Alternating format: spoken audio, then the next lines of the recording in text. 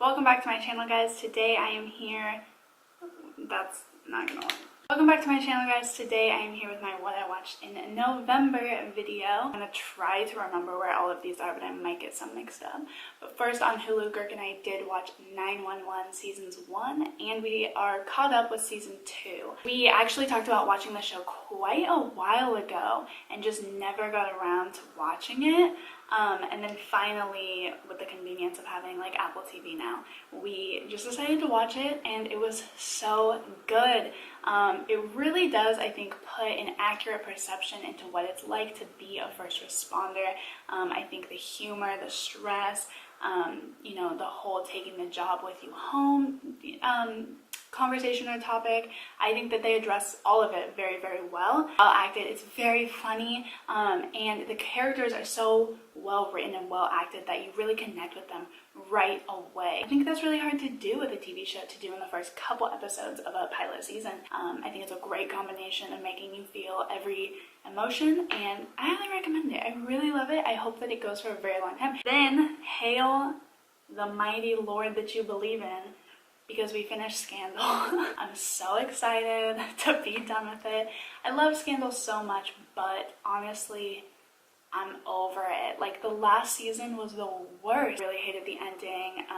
We thought they could have done a lot more with the show. Then we watched a new, I believe it's a Netflix original movie called Game Over Man. It's about this 3 friends who work as housekeepers in a hotel, and the hotel pretty much is throwing like this banquet, and then everybody gets held hostage, and it's like this terrorism humor thing. I liked it. I thought it was funny, but it's just not my type of humor particularly. Like that stupid, really expected humor. Nothing memorable or nothing I would recommend, but like I don't regret checking it out either. So if you watched my last month's one, then you would know that Girk and I watched 13 Cameras, and Netflix actually at the beginning of November put on the sequel, 14 Cameras, and I definitely feel like it wasn't as good as 13 Cameras. I would say 13 Cameras is probably like a 3.5 star for me, maybe even just a 3 star, and this one's probably 2.5 star out of 5 for me.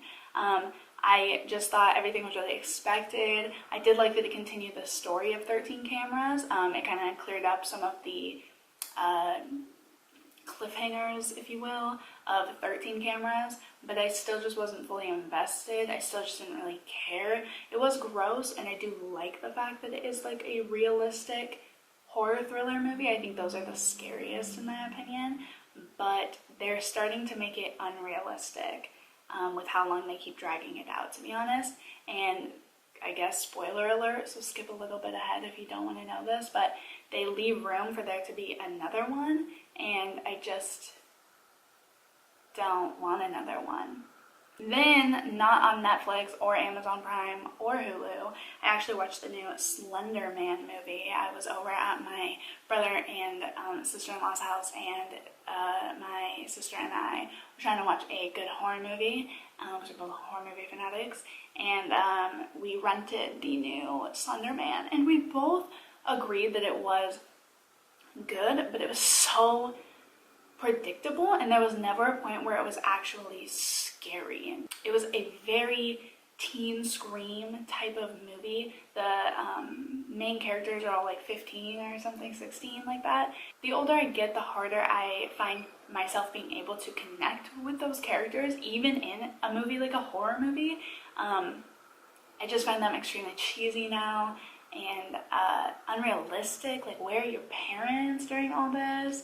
Like, because when I was a teenager, I was a homebody, but if I wasn't, my mom was always like, what are you doing? Where are you at? And in these movies, like, the parents just seem to like not care that their kids are like going into the forest to find Slenderman at like 3 in the morning. I don't know if anybody, if you've seen it, tell me if you agree, whatever, how you feel about it, but I just didn't think that it was that good. I was really disappointed, actually. I had pretty high hopes for it, but it's just like a teen scream, really predictable movie, honestly. I was disappointed.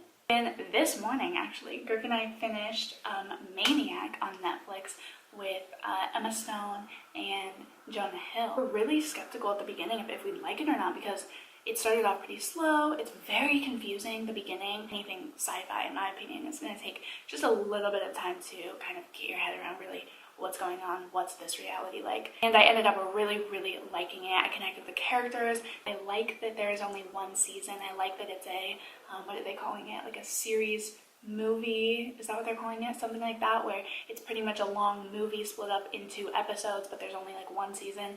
Really like that idea, especially with a more complicated storyline like this one. I think it's nice to drag it out longer and have it be like an episode thing, but not necessarily drag it out too much, as in making it a TV show. I think it's the perfect amount. I really did feel like it was just a really long, detailed movie, and it like hit all the notes it needed to without dragging on for too long. What I found really interesting was that some episodes were only 28 minutes, some episodes were like 50 minutes. Like it varied heavily depending on just like building, I think, the right momentum for the story to continue. And I thought that that was a smart move. It was a unique move, and I thought it was really good on Netflix's part to do that. I do highly recommend this if you like things like Black Mirror, sci-fi, or dystopian type films or TV shows, but particularly something like Black Mirror, a little bit more mind-bending, then I highly recommend this. Then on, was it Hulu? No, Amazon Prime, we watched a couple episodes of Lore, which is a show based off of a podcast about different lores around the world. I think we only got about 3 episodes into that one, so I really don't have much to say about it, but I do find it super interesting. It's pretty much a podcast, but animated and reenacted, and I don't really have much to say about it. I only watched 3 episodes.